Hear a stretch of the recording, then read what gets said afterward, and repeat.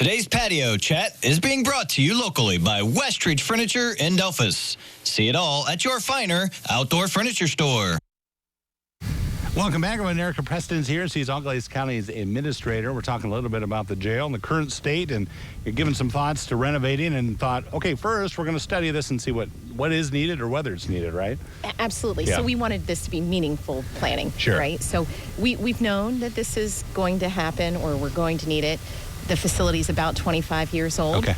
It was planned for expansion when it was originally built, but we've had it on a kind of a 5-year plan that's continued to be updated. There's needs happening. Sure. So we have already finished our study. Had gone out last year for some services, for professional services for the study, and we weren't surprised that they came back and said, okay, you need more female housing units and Okay. more medical and mental health housing units. Okay. So those were our kind of big hot topic items that need addressed now. Yeah, because a lot of those things, you're kind of state or federally bound on what you have to have. It's not like it's a luxury or something you want to do necessarily, but there are certain rules you got to follow. Right. And on the female side, we have a 72-bed facility now, and only 11 of those beds are meant to house women. Okay. And we're always butting up against capacity even beyond that. So the study kind of confirmed, you know what, you need more beds. And so this plan that we have in place that we're now kind of doing the design element for to go out for the full bids, will increase that capacity by about 22 beds. Okay. So you'll see that we'll go from 11-bed female to almost 33 beds. Yeah. Are other things included, like where they come in, security, that kind of thing? Well, it's fun that you mentioned that because, yeah, we're trying to take advantage while we're doing the renovation, our intercom system. Sure. So we, a couple years ago, had to revamp the door lock system, but now intercoms need to be updated while we're going to have the facility kind of in construction mode anyway. So yeah, we'll address all those little things. And we're excited because while we were denied the first round state funding grants for jails, we weren't a high priority grant need.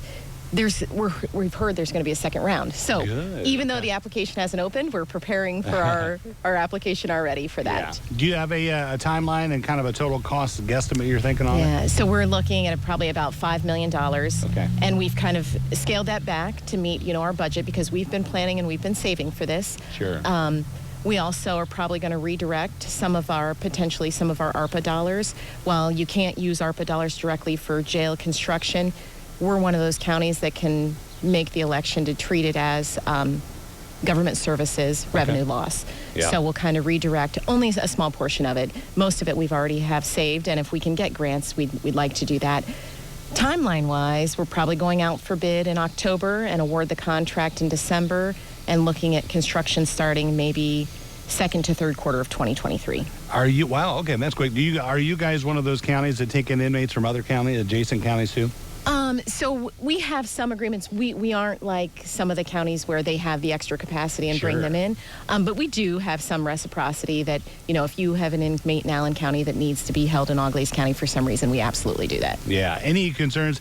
I would think, especially at a jail, it's got to be tough to do the construction, still maintain security. And I'm sure the sheriff has a plan in place, but there's a lot that goes into that, right? Absolutely, Yeah. but and I'm finding out that these experts in jail construction, they have it down to a science where they can actually create the maintenance shafts in an area that isn't going to impact the inmates. And so we've had to work through a lot of those security issues.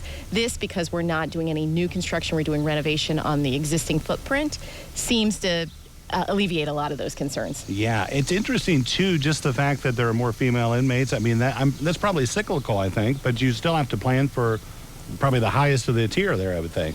Absolutely, and I think we're constantly seeing it. So I'd like to say that it's cyclical, but the females keep coming in. Yeah, you guys are catching up with us. That's not good. Right. Yeah, okay, well, thank you for telling us about it. Appreciate it. It's good Thank seeing you. Don't go away. Medical news coming up next on Noon Edition.